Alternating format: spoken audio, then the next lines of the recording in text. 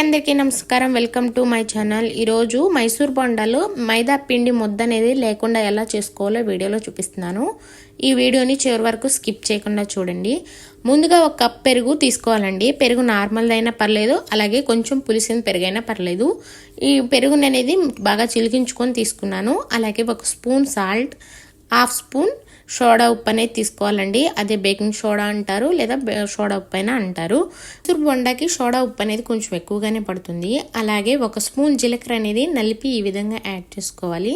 ఇప్పుడు ఒక స్పూన్ కానీ ఒక ఫోర్క్ కానీ ఈ పెరుగులోకి ఉప్పు జీలకర్ర అంతా బాగా కలిసేలాగా బీట్ చేస్తూ ఒక 5 నిమిషాలు బాగా బీట్ చేయాలండి. బీట్ చేయడం వల్ల పెరుగులోకి సోడా ఉప్పు అనేది బాగా కలిసి మనకి పెరుగు అనేది కొంచెం పొంగుతుంది అనమాట. అప్పుడు మనం మైదా యాడ్ చేసినప్పుడు బోండా అనేది బాగా పొంగుతాయి. అలాగే మైదా లోపల పిండి ముద్ద అనేది ఏర్పడకుండా మంచిగా ఉడుకుతాయి అన్నమాట. ఈ విధంగా వేసిన తర్వాత ఒక 5 నిమిషాలు రెస్ట్ ఇవ్వాలి. ఇప్పుడు 3 కప్పుల వరకు నేను మైదాని తీసుకుంటున్నానండి. 1 కప్పు పెరుగుకి 3 కప్పుల మైదా అనేది యాడ్ చేసుకోవాలి. ఈ విధంగా 3 కప్పుల మైదాని ఇలా జల్లించుకోవడం వల్ల మనం పిండిని యాడ్ చేసినప్పుడు పెరుగులోకి పిండి ముద్దలు ముద్దలుగా ఉండకుండా నీట్గా కలుస్తుంది అనమాట. పెరుగులో దాన్ని ఎప్పుడైనా జల్లించుకొని తీసుకోవాలండి. అప్పుడే మనకి బోండా అనేది క్రిస్పీగాను అలాగే మంచిగా ముద్ద లేకుండా ఈ విధంగా వస్తుంది. ఇప్పుడు నేను 3 కప్పుల మైదాని ఈ విధంగా జల్లించుకున్నాను. చూసారు కదండి, ఇలాంటి ఉండలు కానీ ఏవైనా చిన్న చిన్న పుల్లలు అలాంటివి ఏవైనా ఉన్నా కూడా పోతాయి అన్నమాట. చూసారు కదా, ఒక 5 నిమిషాల తర్వాత పెరుగు అనేది కొంచెం నురగలాగా ఏర్పడింది. ఇలా ఏర్పడడం వల్ల మైసూర్ బోండా అనేది బాగా పొంగుతుంది, అలాగే చాలా టేస్ట్గా కూడా ఉంటుంది. ఈ విధంగా కలుపుకున్న పెరుగులోకి మనం ముందుగానే జల్లించి పెట్టుకున్నాం కదా, ఆ మైదా అనేది యాడ్ చేసుకుందాము.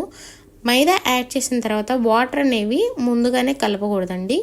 ఈ వీడియోలో చూపిస్తున్నాను కదా, ఆ విధంగా కలుపుకోవాలన్నమాట. ముందుగానే మైదాని పెరుగులో బాగా కలిసేలాగా బీట్ చేస్తూ మెత్తగా కలిసేలాగా కలుపుకోవాలి, ఎక్కడ ఉండలు లేకుండా.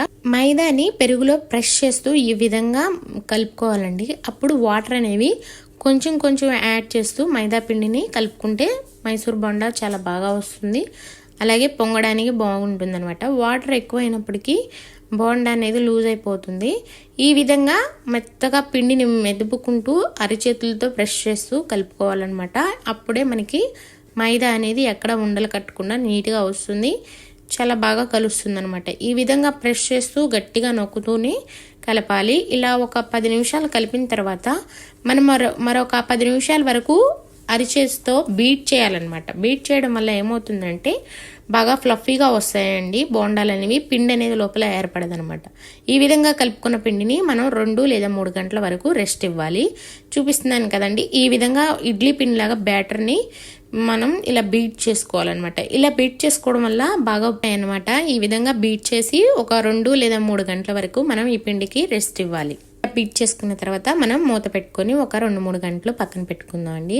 ఒక 2-3 గంటల తర్వాత బాండీలోకి ఆయిల్ అనేది యాడ్ చేసుకొని మనం మైదా వేసేటప్పుడు బోండాలు చాలామంది చేతికి అతుక్కుంటాయి కదండి, అప్పుడు వాటర్ అనేవి చేతికి తడుపుకొని ఈ విధంగా బోండాలు అనేవి లో ఫ్లేమ్లో పెట్టుకొని వేసుకోవాలి.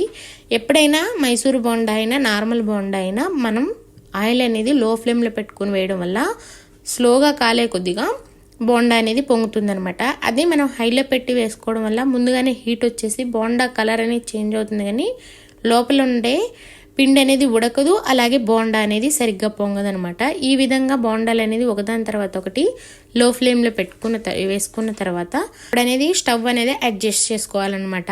ఫ్లేమ్ అనేది చూసారు కదా ఎంత బాగా పొంగాయి. ఈ విధంగా మైసూర్ బోండాలు అనేవి తయారు చేసుకోవచ్చు.